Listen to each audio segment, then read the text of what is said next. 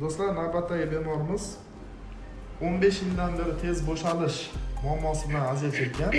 Ya'ni пожизненная преждевременная эякуляция deyiladi. Shunaqa turi. Ya'ni jinsiy debyutni boshlagandan beri tez bo'shalish, ya'ni 1 minut, 1,5 minutda bo'shalish holati yuzaga kelyapti. Bemor bir necha marta lidokain spreylaridan foydalangan. Jinsiy aloqa davomiyligi 15-20 minut, hattoki 25 minutgacha bemalol aloqa qilish imkoniyati paydo bo'lgan. Hozir bemorda lidokainlik test musbat bo'lganligi uchun biz denervatsiya neyrografiya operatsiyasini bajarmoqdamiz. Xudo xolasa operatsiyamiz hozir dostуп bosqichidamiz. Aynan nervlarga dostуп qilyapmiz hozir.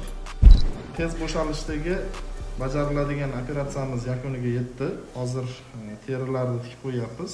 Operatsiyamiz muvaffaqiyatli bo'ldi. Xudo xolasa ijobiy natijalar kutib qolamiz. Tez bo'shalish muammosi bezovta qilayotgan bo'lsa, uzoq yillardan beri bezovta qilayotgan bo'lsa, bu sizni ayolingiz bilan jinsiy hayotdagi garmoniyani yo'q bo'lishiga sabab bo'layotgan bo'lsa, kelishmovchilik, imенно jinsiy aloqalarda evaziga, muammolarda evaziga kelishmovchiliklar bo'layotgan bo'lsa, buni bartaraf etish kerak, обязательно. Sababi bu bir kishini emas, butun bir oilaning muammosi hisoblanadi. Tez bo'shalish muammosidan statistikaga ko'ra erkaklardan-da ko'ra ayollar ko'proq aziyat chekadi. Shuning uchun ayollarni ilarida xursand qilish niyat bo'lsa, albatta buni yechimini shug'ullanish kerak. Обязательно operatsiya emas.